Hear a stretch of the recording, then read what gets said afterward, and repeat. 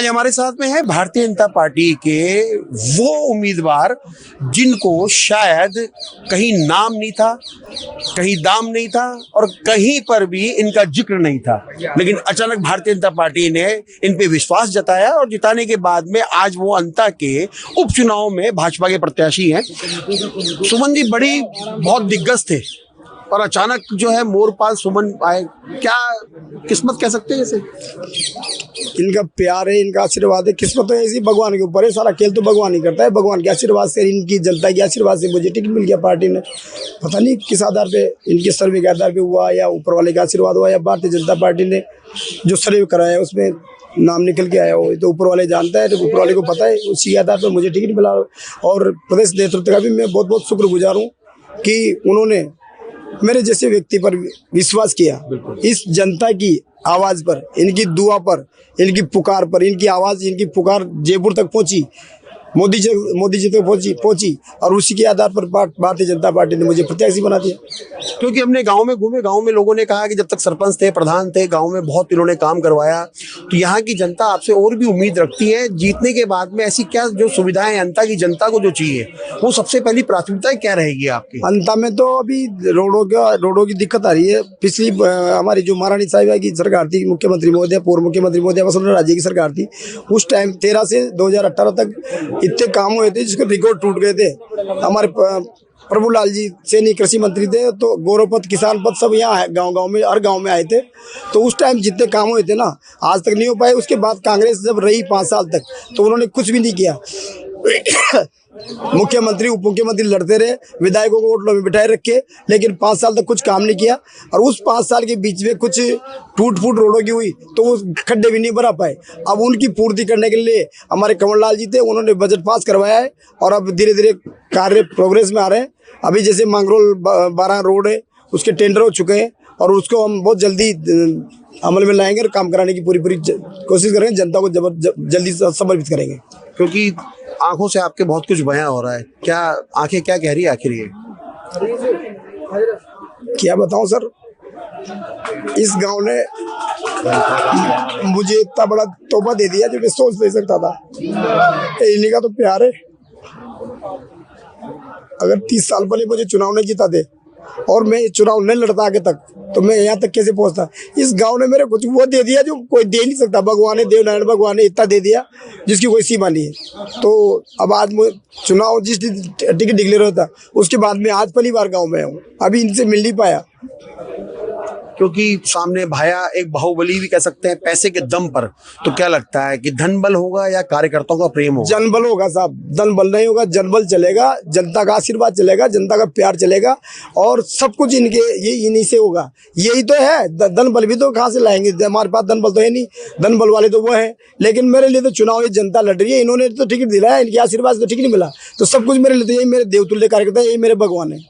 आज नरेश मीणा छबड़ा से भी लड़ा, देवली उनियाल से लड़ा, अब ये फिर यहाँ पे आ गया। मैं इनके बारे में कुछ नहीं कहना चाहूंगा। मुझे मेरा काम करने दीजिए साहब। मैं जनता के बीच में जा रहा हूँ, मैं तो जनता का काम कर रहा हूँ और जनता ही मुझे चुनाव लड़ रही है। वो क्या कर रहे हैं मुझे उससे कोई मतलब नहीं। कल हम प्रदेश अध्यक्ष से मिले, उन्होंने कहा, कई लोगों ने कहा कि यहाँ बस स्टैंड की बड़ी प्रॉब्लम है अंता के अंदर में, वो समस्या का, क्योंकि कंवरलाल मीणा जी ने बड़े प्रयास किए थे, लेकिन एक दुर्भाग्य था कि शायद वो की।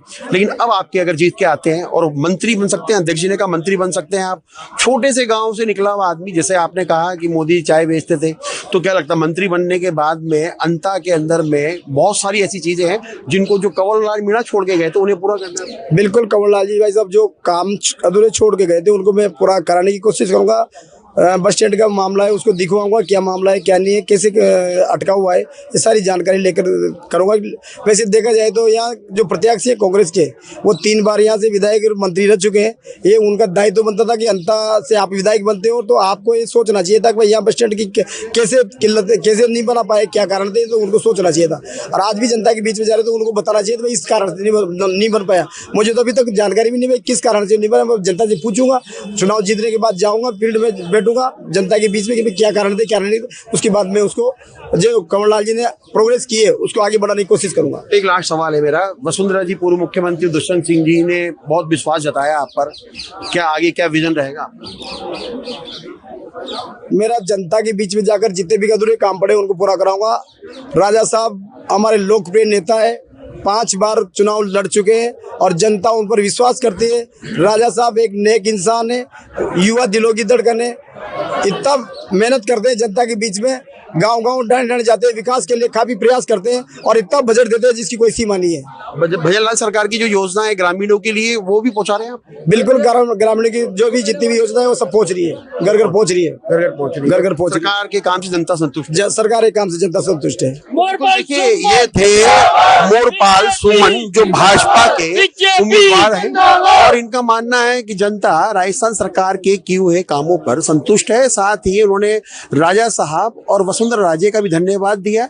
उन्होंने उनकी आंखों में एक जिसको कहते हैं दर्द वो झलक रहा था, जिससे उन्होंने कहा कि इस गांव पर और मुझ पर भारतीय जनता पार्टी ने इतना भरोसा जताया जो आज आप देख रहे हैं कार्यकर्ताओं के रूप में। लेकिन क्योंकि पिछले विधायक जो थे कंवरलाल मीणा के छोड़े हुए कामों को वो कैसे पूरा करेंगे, क्योंकि जीत 14 तारीख को निश्चित होगी कि मतदाता किसकी ओर जाता है। लेकिन हमारे साथ में यहाँ पर कुछ स्थानीय हैं, उनसे भी हम बात कर लेते हैं। स्थानीय मुद्दे क्या रहेंगे? स्थानीय मुद्दे तो रोड, बिजली, पानी ये सब है ही सही।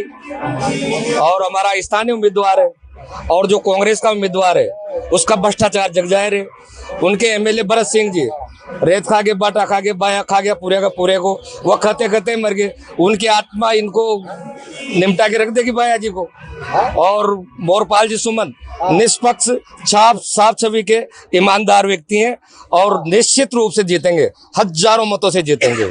नरेश मीणा नाम का भी एक आया है खिलाड़ी बीच के अंदर में, तो क्या लगता है उसकी क्या भूमिका रहेगी? वो बाहर ही है, वो कांग्रेस का आदमी है, कांग्रेस में ही जाएगा, उसको वोट क्यों करेंगे लोग? कांग्रेस का है आदमी, अब वो जीत भी जाएगा तो कांग्रेस में जाएगा। जीतने जैसी तो उसकी स्थिति बन नहीं रही है, बाहरी लोग उसके साथ ज्यादा है। अब वो उग्र आदमी है, गाली गलौज कर देता है, उसमें कोई ऐसा है नहीं, लगता नहीं है ऐसा। कल उन्होंने प्रेस कॉन्फ्रेंस करके उन्होंने कहा कि जैसे गुजरों के लिए अशोक चांदना के लिए कहा अशोक चांदनी। हाँ। वो क्या लगता है कि वो अपने वोटों को बढ़ा रहे हैं, घटाने का प्रयास कर रहे हैं? घटा रहे हैं। वो चांदना को चांदनी करे तो गुजर समाज में आक्रोश है। किसी की बेइज्जती करना, किसी समाज विशेष के बारे में ऐसी टिप्पणी करना वो ठीक नहीं है। उम्मीदवार किसी भी पार्टी का हो, किसी भी दल का हो, क्योंकि यहाँ पर मीणा, सैनी और गुजर अपना बाहुल रखते हैं वोटों के आधार पर। अगर इस तरह के बयान चलेंगे तो क्या लगता है आपको? डेफिनेट नरेश मीणा हारेगा वो तो। और मोरपाल जी किसी के लिए ऐसा बोलते नहीं है, वो साफ सुथरे आदमी है, किसी की बुराई करते नहीं है। और दोनों हैं जो इनके सामने वाले, वह खिसकते दिख रहे हैं मेरे को। और गुजर, सैनी, काकड़, सर्व समाज के लोग मोरपाल जी के साथ हैं। क्योंकि ये जो बयान देने के बाद, नरेश मीणा का बयान देने के बाद में कहीं ना कहीं राजनीतिक समीकरण या जातीय के समीकरण बदल सकते हैं। हाँ, जाति समाज में ऐसा चल रहा है अभी, सोशल मीडिया के माध्यम से लोगों में आक्रोश है भयंकर। अशोक चांदना जी सम्मानित व्यक्ति है कांग्रेस के, हमारे गुजर समाज के, तो समाज में आक्रोश तो ऐसे, किसी को आप चांदना है तो चांदनी कह दोगे, आदमी को औरत कह दोगे, तो ये तो होता ही है साहब। सम्मान करना तो सबसे पहली बात होती है। तो कम से कम देखा जाए कि एक तरह से पूरे गुजर समाज का अपमान कर दिया उन्होंने। हाँ, गुजर समाज का अपमान है ही है साहब। समाज कोई सा भी हो, समाज के लिए टिक्का टिप्पणी करना वो ठीक बात नहीं है। क्योंकि राजनीतिक होनी चाहिए, राजनीति के अंदर में इस तरह की टिप्पणी नहीं होनी चाहिए। नहीं होना चाहिए, ये अच्छी बातें नहीं है, मर्यादित काम नहीं है। मर्यादा में रह के जननेता को जनसेवा की बात करना चाहिए और मर्यादित भाषा का ही प्रयोग करना चाहिए उसको। आपका शुभ नाम बता दीजिए। राम सिंह गुजर पाटेड़ा। तो बिल्कुल देखिए, इनका साफ कहना है कि अशोक चांदना को नरेश गुजर ने अशोक चांदनी कह के जो बुला रहा है, उससे संपूर्ण गुजर समाज की नाराजगी है। और वो गुजर समाज जो है इस बात को लेकर है कि अब जो नरेश गुजर की तरफ कुछ समर्पित लोग थे वो अब शायद वोट ना दे।